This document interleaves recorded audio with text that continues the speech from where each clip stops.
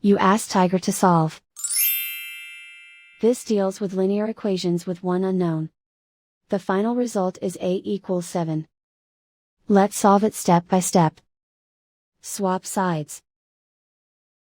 Group all constants on the right side of the equation. Subtract 12 from both sides. Group like terms. Simplify the arithmetic.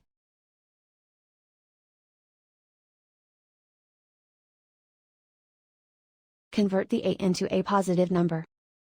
Multiply both sides by -1.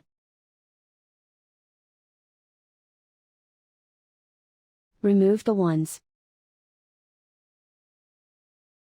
Simplify the arithmetic. And so the final result is a equals 7.